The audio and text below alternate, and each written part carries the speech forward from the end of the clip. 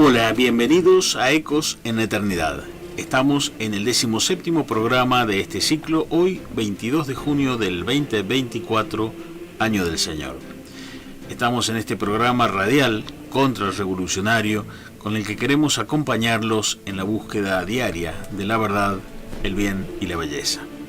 Soy Máximo López y me acompaña Mariana Andrea López Rodríguez. Buen día, Mariana. Buenos días, papá, y a Miguel y a toda la audiencia. Y hoy día también nos acompaña Eduardo Nahum Isaac Peralta. Estamos transmitiendo desde San Juan, República Argentina. Buen día, Eduardo. Buenos días, Máximo. Buen día, Mariana, Miguel, todos. En la producción técnica, nuestro operador, el señor Miguel Campillay. Buen día, Miguel. ¿Cómo está usted? Bueno, comenzando una vez más entonces esta entrega del programa que siempre cuando nos presentamos decimos nos guía una visión tradicional de la Iglesia, la patria y la familia. Estamos acá en el 87.9 MHz Radio Madre de Dios y también estamos a través de internet en www.radiomadredediosanjuan.com.ar. Este programa está bajo la protección de Nuestra Señora de Fátima y de los apóstoles San Pedro, pescador de hombres, y San Pablo, el apóstol de las naciones. Recordarle a toda la audiencia que estamos transmitiendo a través de YouTube en vivo y también queda la grabación de este programa, así que pueden volver a verla a través de YouTube. Y el programa es retransmitido los miércoles a las 9 de la mañana por el 87.9 MHz. Nos pueden enviar sus mensajes al WhatsApp 264-443-8441.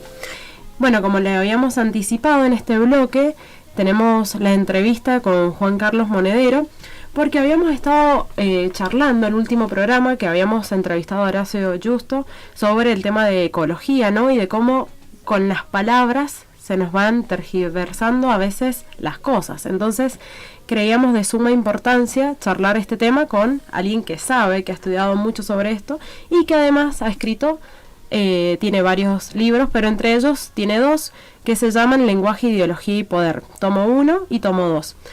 Entonces, bueno, para hacer una presentación de rigor, Juan Carlos Monedero es licenciado en Filosofía por la Universidad del Norte Santo Tomás de Aquino y es autor de 4 libros y de varios ensayos, también de algunos artículos periodísticos y reseñas. Su primer libro, como decíamos, se tituló Lenguaje, Ideología y Poder, la palabra como arma de persuasión ideológica, cultura y legislación, y el tomo 2, Aborto, Políticas de Género y Educación Sexual Integral. Entonces, a ver si estamos... Hola, buen día. Sí, estamos acá al aire. Juan Carlos, perdón, es una improlijidad mía por la falta de experiencia. ¿Cómo estás? Buen día, Juan Carlos. ¿Qué tal? Muy buenos días. No, ningún problema. Estamos bien, estamos dentro del tiempo. ¿Cómo sí, estás? Bien. Bien, con Máximo López desde San Juan. La idea es, había tomado contacto con vos, Mariana Andrea, es mi hija, acá está presente en el estudio. Estamos con también Eduardo Peralta. Y estamos en este programa que lo hemos presentado y lo presentábamos hace un rato como un programa que pretende ser contrarrevolucionario y tener una visión tradicional de la Iglesia, la patria y la familia. Juan Carlos, recién hacíamos una presentación más o menos tuya sobre a qué te dedicas y algunas de las obras que vos tienes. De paso agradecerte el libro que nos has hecho llegar. ¿Qué tal, Máximo? No, por favor, primero que nada, muchas gracias por la invitación. Un saludo a Mariana y a Eduardo que están ahí. Yo todavía no tengo el gusto de conocerla a Mariana ni a vos, Eduardo. Sí, ni a vos, Máximo. Sí, Eduardo, gran escritor y además docente en temas como la música. Yo valoro mucho el trabajo que Eduardo hace. El tema de la música me parece muy importante. Y también tengo un lindo recuerdo de Mariana porque hace un año y medio, 2 años, yo estuve en San Juan, un casamiento de un amigo, fui con mi señora y mis 2 hijos, uno estaba en la panza, y Mariana amablemente nos prestó el changuito, porque nosotros en ese momento no teníamos changuito. Entonces imagínate que era estar con el gordo siempre a cuestas y mi señora embarazada, y el traslado era un problema. Entonces me acuerdo que bueno, hicimos gestiones y Mariana nos prestó ese changuito, con lo cual realmente pudimos movernos con mucha más facilidad. En la logística y transporte estuvo entonces. Exactamente. Así que, mirá, Juan Carlos, un poco como para dar inicio a esto, hacemos una breve presentación. Habíamos expresado nosotros en otros programas, la verdad, que estamos llamados, creemos, a dar el buen combate, y eso por ahí implica entender que existe una guerra espiritual, como lo vemos nosotros, y dentro de esta hay una batalla cultural. Y es aquí donde entonces esto del uso de los términos creemos que es muy importante, porque obviamente nos ayuda a través de los conceptos a pensar, a razonar, a ver, no solo a ver, sino a pensar las realidades que se nos presentan. A mí me llamó la atención, una vez lo hemos tratado, creo que también lo hemos charlado con Eduardo en otro programa, y cuando vino otro amigo nuestro acá, de la obra de George Orwell, en un fragmento, ¿no? Cuando en 1984, cuando dice: el que controla el pasado controla también el futuro, y el que controla el presente controla el pasado. Porque ellos pretendían, el partido pretendía cambiar los términos, borrar los registros de lo sucedido, la realidad, e imponer entonces una realidad propia. Y bueno, la verdad, tu obra en gran parte, por supuesto, no solamente se limita a eso, pero en uno de los libros, que es este libro que vos nos has enviado de regalo, Lenguaje, Ideología y Poder, justamente vos haces alusión a eso, ¿no? La palabra como arma de persuasión ideológica, cultura y legislación. Contanos, por favor, la importancia de esto. ¿Cómo no, Máximo? Primero contarles que este es un libro que tiene 2 tomos.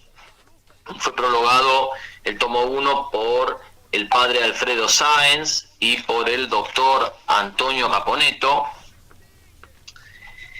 La editorial fue Ediciones Castilla, y el libro fue publicado en el 2016. En realidad es una recopilación de artículos, con algunos artículos con un ensayo inédito. Yo vengo escribiendo desde el año 2005-2006. Uh-huh. O sea que, un poco más. Estamos en 2024, 15 años, 2008-2009. Bueno, lo que hice, yo me interesé mucho en el tema de la filosofía del lenguaje, el análisis del discurso, la comunicación, lo que se llama hoy guerra semántica. Entonces lo que hice fue ir publicando a lo largo de estos años pequeños artículos para temas puntuales. Un tema del aborto, el tema de la ideología de género, el tema de la homofobia, el tema del progresismo, como o también palabras dentro del periodismo, como izquierda, derecha, términos talismán, como fundamentalista, intolerancia, discriminación. Cuando fue el debate de matrimonio igualitario también intervine bastante. Entonces, en un momento, ¿qué hago? Recopilo todo en un libro con un ensayo inédito. Entonces, el libro el ensayo se llama Lenguaje, Ideología y Poder, y luego hay una recopilación de libros, también de cartas de lectores, algunas se publicaron, otras no. De eso se trata el libro. La tesis principal es que la palabra, el término, influye en el pensamiento, y a su vez el pensamiento influye en la palabra. Hablamos como pensamos, y en cierta manera pensamos como hablamos. Por lo tanto, una manera de llegar a nuestra mente es alterando el lenguaje. O sea, a la mente no se llega de forma directa, pero se puede llegar a través de la dislocación, de la transmutación y de la confusión de los signos externos lingüísticos, que son las palabras. Uh-huh. Pueden ser tanto orales como escritas. Claro. Bien, y Justamente esto, evidentemente que tiene un uso en el tema de la política, porque como decías vos, en todo esto, en el matrimonio igualitario, luego en el tema de género, leyes que fueron saliendo, y por último, lamentablemente, la del aborto, aparte de ser una cuestión de todos los días, como vos decís, el tema derecha-izquierda, cuando de pronto uno tiene una visión contraria a lo que el sistema te quiere imponer, ya dice la extrema derecha. Hace un rato hacíamos alusión a Giorgia Meloni y cómo uno ve en los medios que dicen la extrema derecha ha logrado tal cosa, ¿no? Y bueno, en realidad no son extremistas, son, o sea, se podría decir que es la derecha, o ni siquiera la derecha, porque no sé si ella se define o habla como derecha, pero ya es titulado así, y hay una intención en ese artículo. Por supuesto, porque primero que nada, dividir el mundo entre izquierdas y derechas es algo que no resiste una explicación. Porque es un esquema totalmente agotado, primero que nada, ¿no? Por otra parte, siempre se habla de izquierda en lo cultural y se habla de derecha en lo económico, pero se olvida, como ha dicho un gran intelectual nacionalista católico, Aníbal D'Angelo Rodríguez, que Dios lo tenga en su gloria, Aníbal, que decía, plantean una dicotomía, pero sin embargo, en el mundo occidental coexiste, y de manera amistosa, una cultura izquierdista con un sistema económico liberal. Claro. O sea, que es como que se han repartido los reinos, ¿no? La izquierda ha dicho, déjame la cultura a mí. Ok, y el liberalismo ha dicho, listo, no hay problema, ahora déjame la economía a mí. Y coexisten ahí. Ahora, ¿qué tienen en común? Que tanto por lo económico o por lo cultural se lastima y se lesiona el bien común de las patrias, el bien común de las naciones y el bien común de las familias.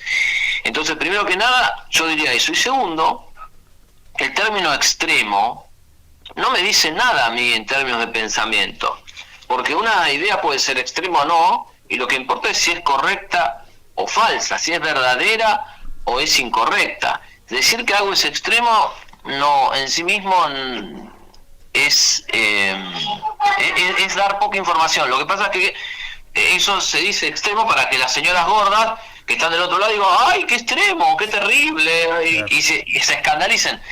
Y yo lo que creo es que justamente tenemos que dejar de ser pacatos y juzgar las cosas como son. Si son extremas o no son extremas, bueno, es otro tema. Claro. Vos analizás en una parte del libro el tema de fanatismo y fundamentalismo también, como esto. Claro, aplico el mismo concepto. Generalmente nos usan el término fundamentalista contra nosotros los católicos, para decir, no, bueno, mirá este tipo cómo lucha contra el aborto, cómo defiende la iglesia, cómo defiende el dogma, es un fundamentalista. Y como decía también Hugo Verdera, otro intelectual y testigo, fallecido hace poco, Hugo luchó muchísimo en los últimos años, y Hugo Verdera decía, soy fundamentalista porque tengo fundamentos, ¿no? Era interesante la vuelta de tuerca de Hugo. Lo que hacía Hugo era, de alguna manera, doblar la apuesta, ¿no? Como en el truco, te cantan retruco, y Hugo decía que vale 4, ¿no? Okay. Es decir, en vez de asustarnos de la palabra fundamentalista, la apropia uno, ¿sí? Para quitarle el poder en esta guerra discursiva al otro que pretendía, de alguna manera, acorralarte. Eso no es algo solamente del siglo XX, XXI. Por ejemplo, nuestros patriotas, contra los liberales también lo hacían.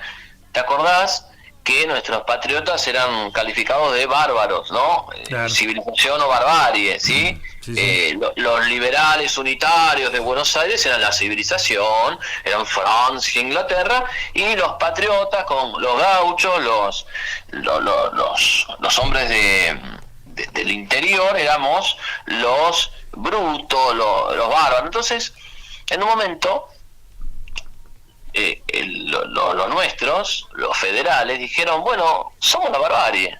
No. O sea, ya está, no voy a intentar, no tengo problema, o sea, decime lo que quieras, yo voy a seguir luchando por una patria justa y con un crecimiento económico simétrico, que es lo que peleaban los federales, y con un gobierno justo que no estuviese de alguna manera bajo el despotismo de Buenos Aires. Es muy interesante.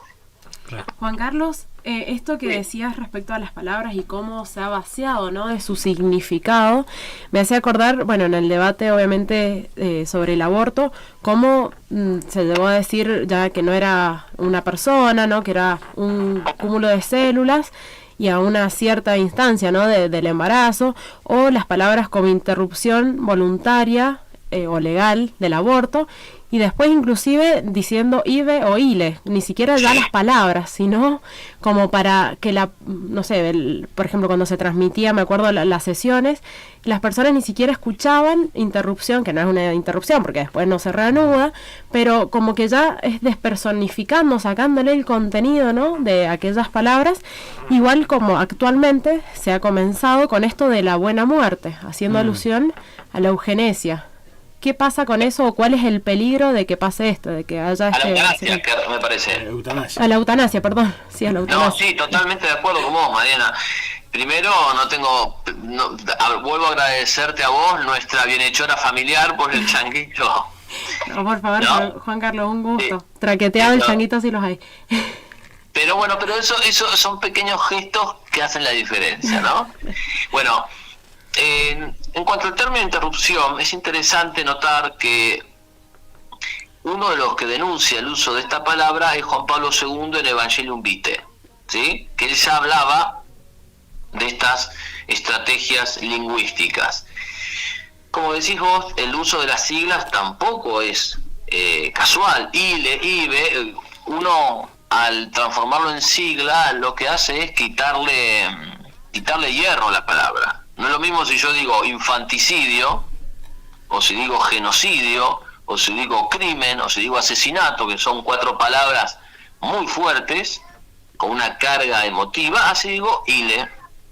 Claro. Una persona ve una sigla y dice, bueno, no, es un procedimiento, cree que es un procedimiento médico, de salud, y como decías vos, el hecho de quitar o remover la palabra bebé va en la línea de despersonificar al niño por nacer. Hay que despersonalizarlo, hay que borrar de la mente el hecho de que es niño, de que es una persona humana, y cosificarlo. Lo mismo persigue el término muerte digna o buena muerte. Eutanasia es un término que duele. Uno dice, le voy a aplicar la eutanasia al abuelo, y es difícil de decirlo. Es horrible, es espantoso. Ahora, es mucho más presentable en sociedad decir, bueno, quiero una muerte digna para el abuelo. Entonces eso hace que si vos lográs sumergir la eutanasia dentro del término muerte digna, aquel que esté en contra de la eutanasia va a ser señalado como, hey, ¿usted qué? ¿No quiere una muerte digna para este hombre? ¿Qué le pasa a usted? Entonces, acá el tema es el ajedrez lingüístico que hay que desmontar, ¿sí?, para denunciar estas prácticas, porque de otra manera no avanzaría. La sociedad, si pudiese ver un aborto en pantalla, claro, cosa que no permitieron, no podría haberlo, tolerado, y incluso los políticos. Tanto es así que en el 2018, cuando Chinda Brandolino, presente en el Congreso de la Nación, muestra en una pantalla el aborto, la gente, que están los políticos, diputados, senadores, asesores, todos empiezan a gritar y a protestar y a decir, córtenlo, y se armó un escándalo, está filmado. Yo publiqué un artículo que justamente se trataba, que el título era No quieren ver, donde yo hacía un juego de palabras entre el no quieren ver, porque apagaban la televisión, y el no quieren ver mental, el no quieren ver una voluntad empecinada en no querer ver la realidad, porque la única manera de ser promotor del aborto es cerrando los ojos. Pero esto es tan grave que las mismas escrituras hablan del empecinamiento en el mal. Lo dice la Biblia cuando dice los hombres no amaron la verdad y no quisieron ver la verdad que los podía salvar. Entonces, estamos ante una batalla. Al principio Máximo hablaba de contrarrevolución. Es eso, frente a la revolución mundial anticristiana es necesario sentar las bases de una contrarrevolución. Claro, claro, claro. Eduardo. Juan Carlos, sí, quería preguntarte porque vos mencionás ahí dentro de tu explicación en el libro lo que son las palabras talismán, y recién creo que también lo mencionaste. Quería preguntarte si nos podés aclarar un poco más a qué te referís con palabras talismán. Sí, por supuesto, es uno de mis temas preferidos. Hoy estoy con varios intelectuales que lamentablemente nos han dejado. Cité hace un ratito a Hugo Verdera, podemos haber citado también al padre Sanaguja, que también ha fallecido ya hace varios años, que denunció que la palabra talismán, por ejemplo, de salud reproductiva, decía, no se confunda, salud reproductiva es aborto. Y ahora vamos a citar a Jorge Ferro, también fallecido hace muy poco. Y Jorge Ferro decía que la palabra talismán, lo propio de la palabra talismán, era que se resistía a ser explicitada. Una palabra que, lejos de tener un contenido racional, claro, cristalino, lo que tenía era un impacto emocional en la imagen, más a nivel de lo sensible. Entonces, ¿qué es la palabra talismán? Es un término que prácticamente no tiene un significado claro, sino que más bien es una especie de término que mueve las emociones, que desordena la sensibilidad, ¿sí? Eso es una palabra talismán. Entonces, la palabra talismán, decía Jorge Ferro, se resiste a explicitarse. Porque claro, el poder de la palabra talismán está justamente en que no se explicite. Si vos le explicitas, la palabra talismán deja de ser ese encantamiento del flautista de Hamelin y pasa a ser una palabra con un contenido racional que entonces del otro lado el público la puede evaluar, la puede juzgar, puede estar de acuerdo en todo, en parte, puede discrepar, ¿sí? Eso sería la palabra talismán. Y algunos ejemplos, la palabra talismán, por ejemplo, el tema de el consenso, ¿sí? Nos hablan de hay que procurar el consenso. Y claro, el consenso será bueno o malo, depende qué es lo que estemos consensuando, ¿no? Si nos juntamos una cena nosotros cuatro, ¿no? Con nuestras familias, y decimos, bueno, pongámonos de acuerdo, hagamos un consenso, ¿qué queremos? ¿Empanadas o pizza? Bueno, no pasa nada, hacemos un consenso, hacemos una especie de votación y nos ponemos de acuerdo, bueno, compramos empanada o pizza, listo. O ¿qué vamos a jugar? ¿Vamos a jugar al vóley o al fútbol? Nos ponemos de acuerdo. Ahora, otra cosa es si nos ponemos de acuerdo o si buscamos un consenso en torno a la vida o la muerte, en torno a la justicia o a la injusticia, en torno a la verdad o la falsedad. ¡Epa! Eso es muy distinto. Entonces, lo propio de la palabra consenso y lo que le hace ser talismán es justamente su vaguedad, que parece que estamos hablando de algo de, ay, bueno, qué lindo, nos respetamos todos, el consenso. Bueno, eso puede ser normal o puede ser una gran injusticia. Pero luego la palabra diálogo. No hay diálogo sin logos.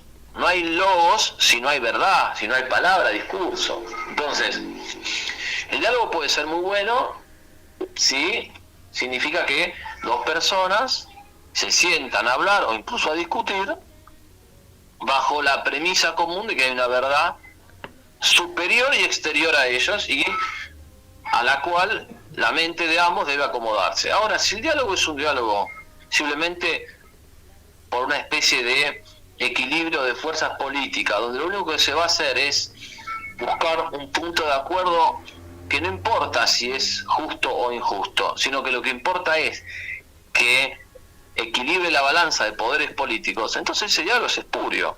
Ese diálogo es espurio, entonces debe ser rechazado. Ahí tenemos dos ejemplos de palabras talismán, Eduardo. Buenísimo, muchas gracias, Juan Carlos.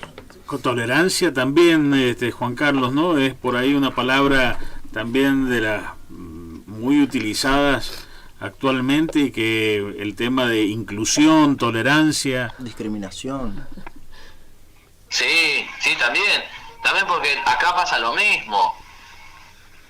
Tolerar, bueno, todos toleramos en cierta medida lo que no podemos cambiar, pero se ha hecho un culto de la tolerancia en un sentido completamente liberal, porque la tolerancia liberal no es, bueno, voy a soportar algo que no puedo cambiar y que es malo. La tolerancia liberal es, todas las opiniones son iguales, todas las religiones tienen el mismo derecho, todas las posiciones ideológicas son completamente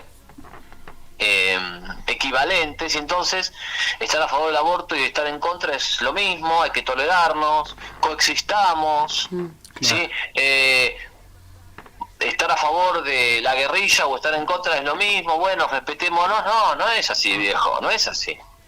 Porque acá no estamos hablando de clubes de fútbol, no, bueno, Boca River, bueno, no, acá estamos hablando de la vida y la muerte. Entonces, esa tolerancia es un crimen. Juan Carlos, por último, yo quería preguntarte para que nos contaras este proyecto tan interesante, tan necesario en esta época, de la Academia Catena Áurea. Será un placer. Primero que nada, les cuento que es un proyecto que de reciente nacimiento, inspirado en la obra de Santo Tomás de Aquino titulada Catena Áurea, que se llama Cadena Dorada, ¿no? Catena Áurea, Cadena Dorada, es una recopilación de Santo Tomás, donde Santo Tomás toma todos los comentarios de los padres de la Iglesia sobre los 4 evangelios. Se tomó el trabajo, nuestro querido santo, de ir uno por uno a todos los comentarios, ¿sí?, a cada versículo, y por ejemplo vos tenés Mateo 16:18, tú eres Pedro y sobre esta piedra edificaré mi iglesia y las puertas del infierno no prevalecerán. Entonces tenés el comentario de San Agustín, de San Juan Crisóstomo, de Beda, de Hilario, de Orígenes, ¿no? Todos grandes padres y teólogos comentando específicamente ese versículo, ¿sí? Uh-huh. Después, si vos querés Juan 1:1, en el principio era el verbo estaba con Dios y el verbo era Dios, vas y buscas eso. Entonces es una joya, vos tenés desglosado versículo por versículo la interpretación de los padres de la Iglesia. Y eso se llama cadena dorada, catena áurea, bueno, porque justamente hay un encadenamiento de comentarios, ¿sí? Entonces, si ustedes van a Instagram, van a academia.catena.aurea, ahí tienen cursos de italiano, hay un curso anual de filosofía, hay un curso titulado Demoliendo el evolucionismo, que se ha concluido hace poco, pero ahora la grabación se está vendiendo, así que también pueden conseguirlo. Son 8 clases de 1 hora aproximadamente. Un curso de introducción a la filosofía de 4 clases. Hay también otras publicaciones sobre otros temas. Por ejemplo, tienen cosas de Monseñor Staubinger, máximas de Don Bosco, textos de Fray Luis de León. Hay también un curso de Hugo Guast, la autobiografía del hijito que no nació, textos de Balmes, un curso grabado de gnosticismo, otro curso grabado de fundamento de la cosmología, curso de lenguaje, ideología y poder, específicamente sobre el libro, un curso sobre civilización occidental y cristiana, ¿no?, que tiene sus 3 fundamentos: el derecho romano, la filosofía griega y el cristianismo, un curso sobre introducción a la cultura general, que son 21 clases de 2 horas cada una, donde vemos las grandes obras de Santo Tomás, San Agustín, Aristóteles, Platón, Pascal, Chesterton, Lewis, Boecio, ¿sí? Son 2 horas, es un curso largo, son 21 clases de 2 horas, está grabado. Y después tenemos otros cursos que damos en vivo, que bueno, se comunica a la persona y agendamos, por ejemplo el curso de lógica y argumentación, ¿sí?, yo acabo de terminar uno, pero ahora lo vuelvo a largar. Es decir, cualquier persona que se quiera comunicar, se comunica, arregla con la academia y definimos un horario y hacemos las clases. Juan Carlos, es sencillo. ¿y a qué tipo de personas están dedicados o dirigidos estos cursos? Está el primero a personas, chicos jóvenes, adolescentes, egresados recientes del secundario, porque nosotros vamos tratando de adaptar el nivel a lo que la persona nos pide. Por ejemplo, hay muchos cursos introductorios, ¿sí?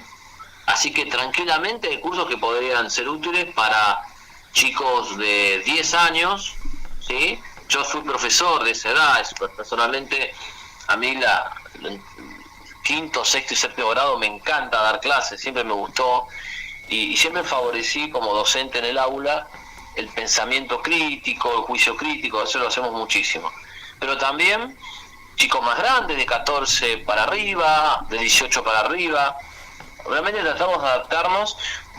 La mayoría de los cursos no requieren conocimientos previos y en el caso en que una persona quiere un poco más, algo más consistente, bueno, por ejemplo, podría empezar por el curso de Introducción a la Cultura General, que si bien es un curso de 21 clases de 2 horas, bueno, la academia permite que se pueda pagar en cuotas, de manera tal que una persona pueda acceder ya al material y, por ejemplo, podría pagarlo en 3 cuotas a lo largo de 3 meses para que se le sea más llevadero. Es decir, siempre tratamos de hacer lo posible para que el material llegue a manos del interesado. Y por eso también nos orientamos a padres que quieran formar a sus hijos en homeschooling y a padres que quieran formar a sus hijos por fuera del homeschooling, tanto del exterior como de Argentina, ¿sí?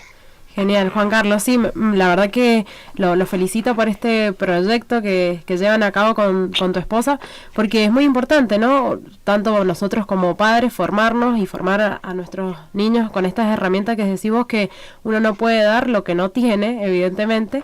Entonces, me parece la verdad que una gran propuesta. Así que bueno, agradecerte por la propuesta y también por tu generosidad y tiempo. Un sábado que sabemos que los varones de la casa son muy importantes en las tareas domésticas. Gracias por habernos brindado este tiempo. No, por favor, realmente esto que decís es algo que yo destaco en el Plan Anual de Filosofía, que está orientado a padres, pero obviamente también puede servir para aquellos que se están preparando para hacerlo, aunque no lo sean. Justamente decimos eso mismo que está diciendo vos, nadie da lo que no tiene. Es decir, si un padre empieza a recibir preguntas de sus hijos y no sabe qué decir, o da una respuesta quizás correcta pero incompleta, y la verdad que el hijo se puede quedar con sabor a poco. Entonces hay que brindarle herramientas. Nosotros brindamos la lógica, la filosofía, el estudio de las falacias, para que el padre tenga cómo enfrentar a esa neocultura o pseudocultura progresista anticatólica y decirle, bueno, acá tengo herramientas con las cuales puedo plantarme ante esto y que son satisfactorias y que mis hijos entonces al recibir una formación intelectual más robusta no pierdan la fe, porque también la experiencia indica esto, lo contrario. ¿Cuántos casos conocemos de gente inteligente con una mala catequesis que llega a los 14, 15 años, viene el mundo, lo descoloca y el tipo pierde la fe, deja de ir a misa porque no tenía una buena formación intelectual detrás o una buena formación en la historia? ¿Cuántos casos conocemos? Sí, y permanentemente estamos luchando y abogamos porque los padres somos los primeros y principales educadores para tratar de pelear con esa influencia del Estado, ¿no? De que se quiera llevar a los chicos y demás, pero bueno, si no tenemos nosotros, la verdad, esa herramienta es difícil. Y sí, acá la idea es que la tengan, es brindarla, los honorarios son accesibles y siempre lo que tratamos de hacer es que las personas puedan acceder a ese material. Además de eso, luego lo que hacemos es no solamente damos el material, sino que también del otro lado respondemos consultas, preguntas. Por ejemplo, hay gente que ha tomado el curso de 21 clases y luego me hace una pregunta sobre Platón, Aristóteles, Santo Tomás, Pascal, Chesterton, y no es que la pregunta queda ahí en el aire, no, le respondemos, o sea, queremos que entren en este fuego y esta pasión por el conocimiento, ¿sí? Eso es lo que queremos, y por eso también permanentemente estamos atizando y generando estas instancias de reflexión, de pensamiento, de estudio, ¿sí? Queremos eso y se lo ponemos en la nariz, ya, digamos, es lo que queremos hacer. Perfecto. Avivando brasas, diría un título de Federico Ibarguren, un libro viejo, la verdad, ¿no? Juan Carlos, muchísimas gracias por el contacto, muchas gracias por la disposición en la entrevista, nuevamente gracias por el libro que nos has enviado, bueno, y obviamente gracias por este trabajo que están llevando adelante con la Academia Catena Áurea, así que estaremos también cada tanto recordándola en el espacio para que la gente pueda ingresar y tomar contacto con ustedes. Se agradece, les mando un gran abrazo a vos, Máximo, a Mariana y a Eduardo, y espero que se encuentren muy bien. También saludos para toda la audiencia.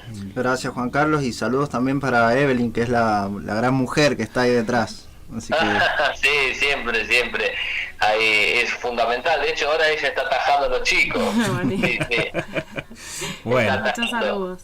Un gran saludo y un abrazo en Cristo Rey. Hasta pronto. Hasta pronto. Gracias, Juan Carlos.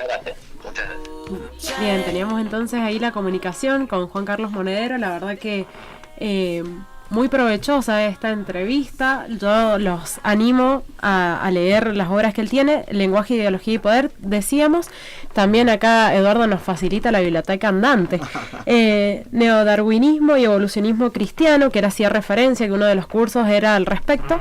Y otro sobre la cuarentena, ¿no? 2020 Argentina y el mundo bajo la cuarentena. Que también me pareció interesante, si bien ya han pasado algunos años de esto que nos hicieron vivir, planificado o no, pero me parece interesante porque es una forma de adormecimiento que tuvimos, ¿no? Todos encerrados, haciendo caso ahí, muy sumisos, hasta que evidentemente la gente, creo yo, que se va despertando y se va dando cuenta de que qué fácil que es hacernos idiotas útiles, porque nos tienen ahí encerrados con el miedo, ¿no? Con esta herramienta del miedo. Y es algo que uno lo ve en el pasado, pero ojo que no pasó necesariamente, ¿no? Claro. Esto permanentemente, el otro día leíamos la noticia esta de que debía votarse en Ginebra si los ministros de salud de 190 y algo países querían adherir o no a esta toma de decisión conjunta, entregarle el poder al secretario general de Naciones Unidas para que ante un episodio futuro de una pandemia se resuelva desde allá. Entonces, bueno, eso es algo que está planteado ahí permanente. Exactamente. Bueno, nos vamos al tema musical, así hacemos descansar a nuestra audiencia. Por favor. Porque somos la luz